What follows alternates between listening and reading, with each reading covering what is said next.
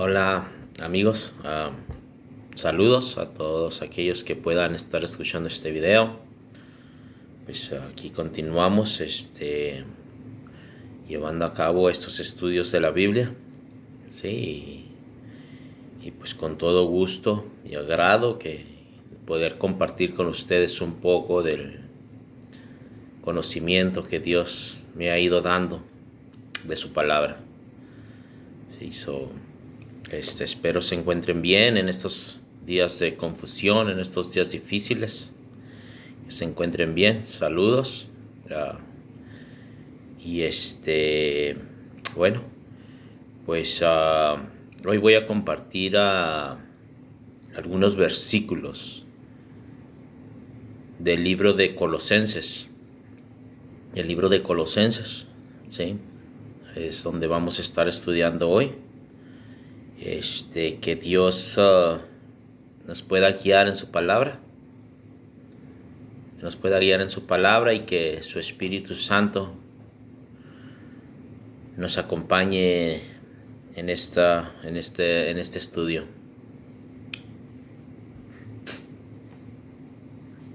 Primeramente es que esta palabra, este estudio tengo que aplicarlo primeramente a mí, en lo que lo he repasado, he meditado y qué es lo que me ha dejado a mí, y así poder compartir con ustedes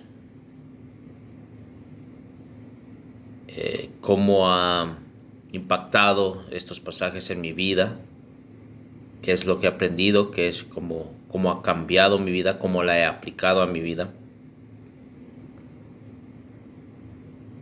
para así poder entonces compartirlo con ustedes. Entonces, primero, estos pasajes desde mi parte, van a ser aplicados en mi vida personal. Sí, entonces no es de que estoy predicando algo para los que para los que me escuchan. Primeramente, estas palabras son para mí, y así entonces poderlas compartir con ustedes. Entonces, hoy estaremos en el libro de Colosenses, en el capítulo 1 de Colosenses, es en el Nuevo Testamento. Que tengan listas sus Biblias. Si quieren ponerle pausa mientras se encuentran el libro, Colosenses capítulo 1. Ok, vamos a estar enfocados en los versículos del 3 al 6. Sí, es donde vamos a estar enfocados ahora, del 3 al 6. Voy a darle lectura desde el 1 hasta el 6. Sí, entonces me van siguiendo y ya después regresamos y empezamos a ver qué es lo que Pablo les compartió a estos hermanos de la iglesia en Colosas. ¿Sí? Entonces dice versículo 1, Pablo, apóstol de Jesucristo por la voluntad de Dios, y el hermano Timoteo, a los santos y fieles hermanos en Cristo que están en Colosas. Gracia y paz sean a vosotros, o sea, a ustedes, de Dios nuestro Padre y del Señor Jesucristo. Siempre orando por ustedes, damos gracias a Dios, Padre de nuestro Señor Jesucristo, habiendo oído de vuestra fe en Cristo Jesús y del amor que tienen a todos los santos, a causa de la esperanza que os está guardada en los cielos, de la cual ya habéis oído por la palabra verdadera del Evangelio. Versículo 6. Que ha llegado hasta ustedes, así como a todo el mundo, y lleva fruto y crece también en ustedes, desde el día que oísteis y conocisteis la gracia de Dios en verdad. Entonces este es Colosenses del 1 al 6. Entonces, si empezamos, ¿quién es el escritor? Es Pablo, el apóstol Pablo. Miren que dice Pablo, apóstol de Jesucristo, por la voluntad de Dios. Pablo, el autor de esta carta, el apóstol Pablo, él, antes de llegar a ser seguidor de Cristo, él era perseguidor de la iglesia, él perseguía a los cristianos. ¿Sí? Él era un judío. Él era un judío que él pensaba que servía a Dios persiguiendo a los cristianos. ¿Sí? Porque para él el cristianismo era una secta, que el decir que Jesús, aquel que había sido crucificado y que había muerto en una cruz como un malhechor, que estos cristianos estuvieran diciendo que ese que murió en la cruz era el Hijo de Dios, para ellos era una blasfemia. Y él era un perseguidor de la iglesia de los cristianos por celo de su religión. Entonces él perseguía a los cristianos, así como todos los judíos.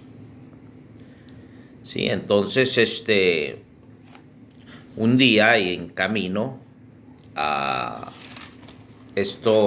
su conversión se encuentra en Hechos. Ahorita voy a leer unos versículos de su conversión, pero es Hechos capítulo 9 para cuando quieran leerla y estudiarla.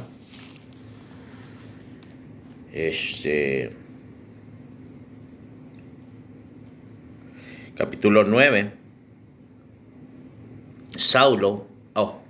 Pablo, antes, cuando él perseguía a los cristianos, se llamaba Saulo. Era su nombre Saulo, él se llamaba Saulo. Entonces en capítulo 9 dice: Saulo, respirando una amenaza sin muerte contra los discípulos del Señor, ¿sí?, vino al sumo sacerdote y le pidió cartas para las sinagogas de Damasco, a fin de que si hallase algunos hombres o mujeres de este camino. Ese es otro punto importante.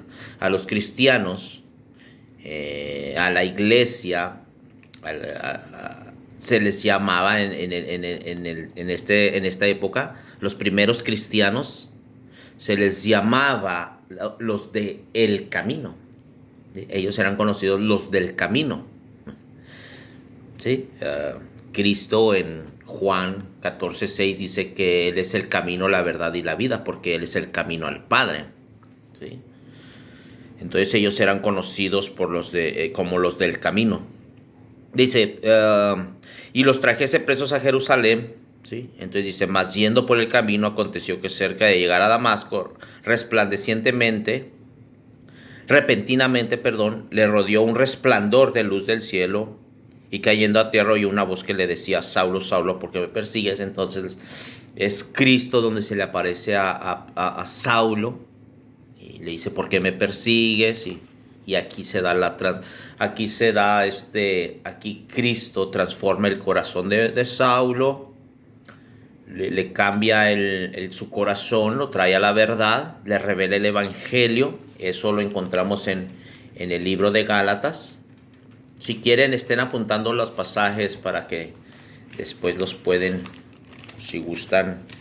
Gálatas es de Colosenses, unas cuantas hojas para atrás. Gálatas. Está Filipenses, Efesios y luego está Gálatas. Capítulo 1. Miren lo que dice de Saulo. Lo que va a decir de Saulo. Es nomás un poquito sobre Saulo. Miren lo que dice capítulo 1, versículo 11, en Gálatas. Dice: mas os hago saber, hermanos, que el evangelio anunciado por mí, dice ya Pablo. Entonces, cuando Cristo lo transforma a este Saulo, le cambia el nombre de Saulo a Pablo, de Saulo a Pablo. entonces ya lo transforma, entonces miren de dónde la revelación del evangelio, el mensaje que después predicaba a Pablo, de dónde lo aprendió ese mensaje. Dice, mas os hago saber, hermanos, que el evangelio anunciado por mí, dice Pablo, no es según hombre, o sea, no es una enseñanza que lo aprendió de una persona, ¿sí? Mira de dónde agarró ese mensaje. El evangelio dice, pues yo ni lo recibí ni lo aprendí de hombre alguno. Es el capítulo 2, el versículo 12. Dice, sino por revelación de Jesucristo. ¿Sí?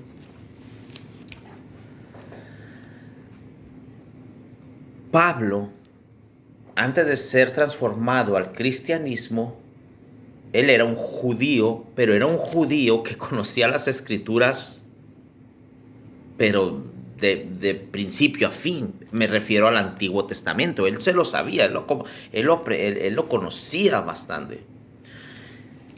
Pero esas escrituras deberían de revelarle a Jesucristo. Él debería de ver a Jesucristo en las escrituras, en el Antiguo Testamento. Ese es el mensaje de la Biblia, desde Génesis hasta Revelación, desde el principio hasta el fin.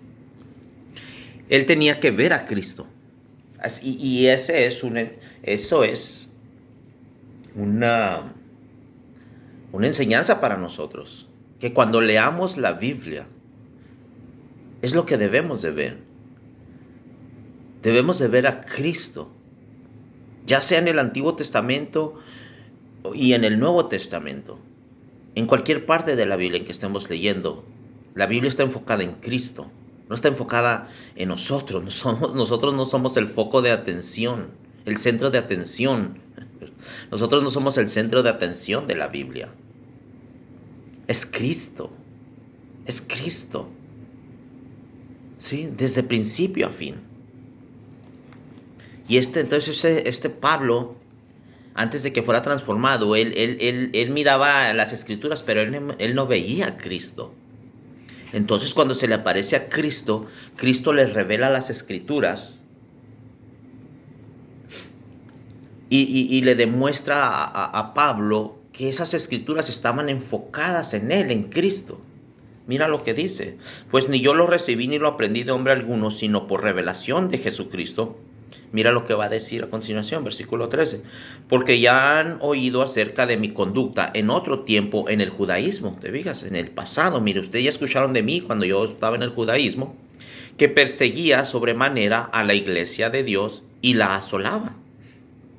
Y en el judaísmo aventajaba a muchos de mis contemporáneos en mi nación, siendo mucho más celoso de las tradiciones de mis padres. O sea, él era un judío entre judíos. Él estaba muy enfocado en su religión. Pero cuando agradó a Dios, me apartó desde el vientre de mi madre y me llamó por su gracia. Mira que desde el vientre de su madre ya lo tenía apartado a este Pablo, de que cuando llegara el tiempo indicado, Dios iba a traer a este Saulo a salvación y lo iba a utilizar para la predicación del evangelio. Esto nos enseña que Dios en todo está en control. Todo está en las manos de Dios. En estos tiempos tan difíciles, en estos momentos tan difíciles, que dejamos que las circunstancias nos quiten esa paz y esa tranquilidad. Pero cuando nos arranca esa paz o tranquilidad, es precisamente por cuando no estamos bien centrados en lo que es, en quién es Dios, cuando no conocemos exactamente quién es Dios, cuando hay un desconocimiento de Dios, las circunstancias y los problemas pasan a ser más grandes que Dios. Pero Dios está en control de todo. Dice, dijo Jesucristo, estaré con ustedes hasta el fin del mundo. Esa es una promesa de Cristo. Me apartó desde el vientre de mi madre y me llamó por su gracia, versículo 16, revelar a su Hijo en mí para que yo le predicase entre los gentiles, no consulté enseguida con carne ni sangre. O sea, que él no fue con nadie que él su revelación acerca del Evangelio, lo que él aprendió acerca del Evangelio, fue total y completamente revelación de Cristo. En ese momento cuando Cristo lo trajo, ahí es donde tuvo como en el pasaje de Jesús y Nicodemo, es del nuevo nacimiento de Pablo, ¿sí? Entonces continuemos. Entonces, regresando a Colosenses, versículo 1, Pablo, apóstol de Jesucristo por la voluntad de Dios. O sea, no es de que Pablo él escogió ser apóstol, no, sino que Dios lo trajo por voluntad de Dios. Y el hermano Timoteo. Timoteo era un discípulo de Pablo, ¿sí? En otras cartas le llama mi hijo espiritual, que es su hijo espiritual. Timoteo es discípulo de Pablo. Versículo 2, a los santos y fieles hermanos en Cristo que están en Colosas. A los santos no se refiere aquí a los santos como se conoce en el catolicismo, ¿no? La palabra santo, el significado de la palabra santo es apartados para. ¿Sí? O sea, entonces estos santos quiere decir que son apartados del pecado para Dios. Por eso es lo que significa ser santo. Dios nos aparta para Él nos santifica. Por eso Él nos santifica, por eso somos santos y ahora debemos de vivir una vida en santificación, ¿sí? Día con día, buscando la santificación, santificando nuestras vidas. Todo proviene es el mismo significado, apartados para. Somos apartados del pecado para Dios. Eso es lo que significa la palabra santos. Y esos son todos los creyentes. Todos los creyentes estamos llamados a vivir una vida santa para Dios. Entonces aquí Pablo te está dirigiendo a todo aquel creyente, a todo aquel que cree en Cristo, que ha puesto su fe en Cristo. Y que aquí a esto se refiere a los santos, ¿sí? A todos los santos, a todos los que se digan ser creyentes en Cristo y que vivan para Cristo, a los santos y fieles hermanos en Cristo. Y los fieles hermanos en Cristo y hermanos no se refiere aquí a los hermanos que son hijos de los mismos padres, no. Aquí se está refiriendo a los hermanos espirituales. A los hermanos, mira lo que dice, y fieles hermanos en Cristo. Fíjate, ahorita se va a abrir un poco más porque somos hermanos, porque en la iglesia nos llamamos hermanos entre creyentes. Dice que están en Colosas, ¿ok? Colosas es la ciudad, por eso es a los colosenses, porque es de Colosas. Gracia y paz sean a vosotros, una salutación, gracia y paz sean a vosotros, a ustedes. Mira lo que va a decir, de Dios nuestro Padre. Entonces, si Dios es nuestro Padre, quiere decir que tenemos un mismo Padre, los creyentes, y por eso somos hermanos. Dios nuestro Padre. Y del Señor Jesucristo, de Dios, gracia y paz sean a vosotros, de Dios nuestro Padre y del Señor Jesucristo. Entonces por eso somos hermanos. Hay veces que se burlan de los cristianos y en forma de burla nos dicen, mira los hermanitos. No entienden lo que significa, no entienden el significado de llamarnos hermanos. Es una honra, es una gloria, es algo grande decirnos hermanos. ¿Por qué? Porque tenemos por Padre a Dios. Entonces, es algo grandioso que podamos llamarnos hermanos. Versículo 3. Entonces continúa Pablo, siempre orando por ustedes, damos gracias a Dios, Padre de nuestro Señor Jesucristo. Entonces, Pablo dice, siempre orando por vosotros, Pablo siempre orando por los hermanos de Colosas. Ajá, entonces, ¿cómo estamos ahí? Entonces nosotros, ¿cómo estamos en nuestra oración con Dios? Mira, Pablo, él siempre orando y recordando a estos hermanos de Colosas, y casi en la mayoría de las cartas, él es parte de su salutación. Mira Filipenses, una carta para atrás, el libro que está uno para atrás, capítulo 1, versículo 3. Doy gracias a mi Dios siempre que me acuerdo de vosotros, siempre en todas mis oraciones. Y esto es a los filipenses. ¿Sí? Rogando con gozo por todos vosotros, por vuestra comunión en el Evangelio. Y desde entonces Pablo, así en sus cartas, les recuerda que él siempre está orando unos por otros, pidiendo que Dios nos fortalezca, que nos guíe, que nos mantenga firmes en la fe, orando unos por otros. Sí, entonces, versículo 4. Habiendo oído de vuestra fe en Cristo Jesús. O sea, habiendo escuchado de la fe que tienen en Cristo Jesús. Sí. Entonces, mira, y del amor que tienen a todos los santos.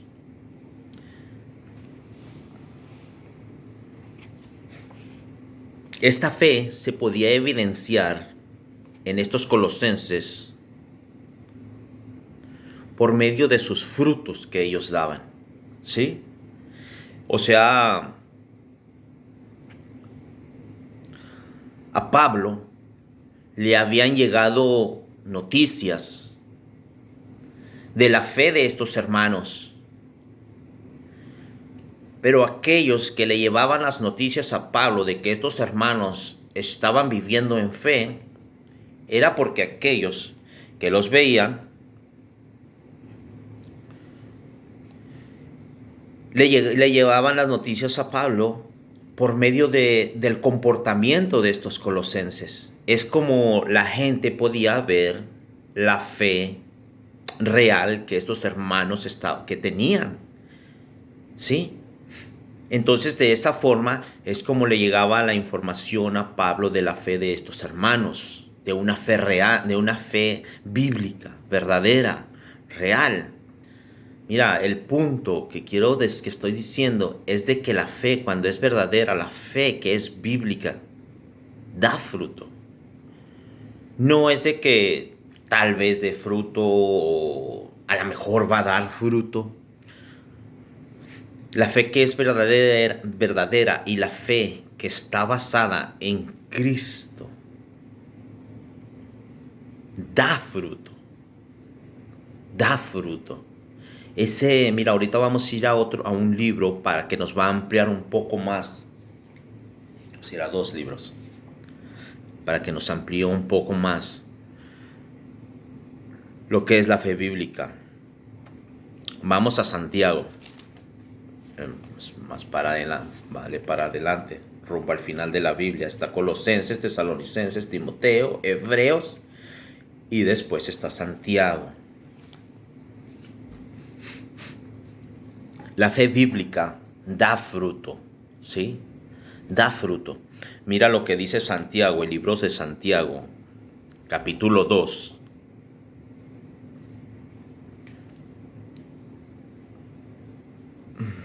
Versículo 14 en delante. Voy a empezar a leer del versículo 14 en delante. Mira cómo se llama ahí, la perícopa se llama. Eso no es, aquí arribita tiene el nombre de este pasaje. Eso no es parte de la Biblia. Quienes escribieron estos nombres perícopas se llaman, las pusieron como para facilitarnos un poco más el entendimiento de la Biblia. Pero mira como dice, la fe sin obras es muerta. Es como dice mi Biblia. En el versículo 14 dice: hermanos míos, ¿de qué aprovechará si alguno dice que tiene fe y no tiene obras? ¿De qué me aprovecha decir que yo tengo fe pero no tengo obras? O sea, esa fe no ha producido nada en mi ser, no ha producido nada en mí. ¿De qué me sirve decir que tengo fe? ¿Podrá la fe salvarle? Y si un hermano o una hermana están desnudos y tienen necesidad del mantenimiento de cada día, o sea, tienes aquí a a un hermano o una hermana que están en necesidad, y que tienen necesidad, están necesitados, están escasos, ¿no? No pueden tener sustento, no tienen sustento. Versículo 16, y alguno de ustedes les dice, id en paz, calentados y saciados. Dice, pero no les dais las cosas que son necesarias para el cuerpo. ¿De qué aprovechas? O sea, tú ves a alguien que está en necesidad y, bueno, pues que te vaya bien, ¿no? Y sigues tu camino, pues mientras tú tengas lo necesario. Y sigues tu camino y ni siquiera te preocupas, no te nace un remordimiento o un deseo por ayudar. Mira, están en necesidad, voy a ayudar. Dice, ¿de qué te sirve decir que tienes fe? ¿De qué te aprovecha? Dice el versículo 17. Así también la fe, si no tiene obras, es muerta en sí misma. Entonces volvemos a lo mismo. Una fe que es bíblica, que está basada en Dios, produce obras. ¿Sí? Versículo 18. Pero alguno dirá, tú tienes fe y yo tengo obras. Muéstrame tu fe sin tus obras y yo te mostraré mi fe por mis obras. O sea, si alguien tiene una fe que no produce obras, pues ¿cómo la va a mostrar? Mas él está diciendo, yo te voy a mostrar mi fe por mis obras. O sea, tú vas a poder ver la evidencia de mi fe verdadera y bíblica por medio de mi estilo de vida. Tú vas a ver y vas a poder identificar que la fe que yo tengo está basada en Dios por mi estilo de vida. En el video pasado que grabé, decía que si yo tengo algún amigo, conocidos, que ya tengo muchos años de conocerlos, y que después de 5, 10, 15 años de conocernos, algún día le digo, no, pues sabes qué es que soy, no, pues es que yo soy cristiano. ¿Cómo que eres cristiano? ¿Cuánto tienes? ¿Te acabas de convertir? ¿Tienes poco de ir a la iglesia? No, ya tengo como 15 años que voy a la iglesia. ¿Cómo que 15 años? No sabía que ibas a la iglesia. 15 años, óyeme, ¿de veras eres cristiano? ¿Ves el punto que quiero decir? O sea, tu estilo de vida debe afirmar tu fe, lo que tú dices creer. Que si tú dices que Dios es tu padre, comportarte como su hijo. Si Dios ha dado su hijo en sacrificio por nuestros pecados y nos ha perdonado nuestros pecados, nosotros estamos llamados a reflejar eso en nuestras vidas. ¿Sí? La fe bíblica va a dar frutos. Ahorita que regresemos a Colosenses, va a continuar hablando de eso. Mira aquí, entonces continuamos aquí en Santiago. Versículo 19. ¿Tú crees que Dios es uno? Bien haces. También los demonios creen y tiemblan. Los demonios saben que Dios existe. Dice, pero al menos en ellos, ese conocimiento de Dios produce algo en ellos. Ellos tiemblan. Al menos ese conocimiento los hace temblar. Pero hay ciertos cristianos que ese conocimiento de Dios no produce nada en ellos. Simplemente van por la vida diciendo que tienen fe, pero no hay un impacto en sus vidas. Siguen viviendo la vida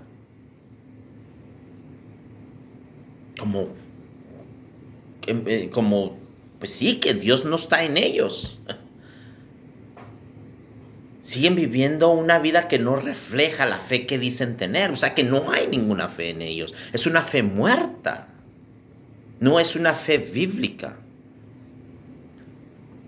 Me recuerda y pasan a ser como la parábola del sembrador. Sí, que ellos creen que son. Pero en realidad no ha habido una transformación en sus corazones. No hay arrepentimiento de pecado. Simplemente ellos pretenden ser cristianos porque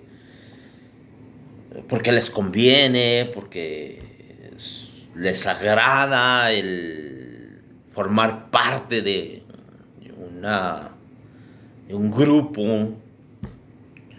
Sí, pero no hay ningún deseo de ellos en obedecer a Dios. No hay ningún deseo de obedecer a Dios en ellos. Dice en el libro de Juan que el que ama a Dios, dice Cristo que el que me ama, mis mandamientos guardará. Sí, que si decimos amar a Jesús, debemos de anhelar, desear, gozarnos, disfrutar, guardar sus mandamientos. El que me ama guarda mis mandamientos. La obediencia es un fruto en el cristiano. ¿Qué tanto amas obedecer a Dios? ¿Qué tanto amas que donde Dios dice, no hagas esto, esto no me agrada, y es cosas que a ti te agradan y es en lo que vives haciendo? O donde Dios dice, esto es lo que me agrada que hagas, pero es lo que menos queremos hacer. Entonces mi pregunta es, ¿dónde te encuentras tú? ¿En qué punto estás tú? ¿Amas obedecer a Dios? ¿O deseas vivir tu vida bajo tus propias reglas, haciendo lo que te agrada sin que te importe, sin importarte lo que Dios piense, sin importarte que eso le desagrada a Dios y tú quieres seguir viviendo tu vida? ¿En qué punto en dónde te encuentras? ¿Amas obedecer a Cristo? ¿Ese es un fruto que tú puedes ver en tu vida? Decir que tienes fe y que el fruto de esa fe en tu vida, un fruto de esa fe es obedecer a Dios. ¿O es una fe muerta que no produce frutos? A los demonios al menos los hace temblar. Ellos no tienen salvación. O sea, el conocimiento de estos demonios acerca de Dios no es un conocimiento de como que lo tienen como salvador. No, o sea, es como que ellos saben que existe, no más, punto. Pero ellos no se someten a la autoridad de Dios.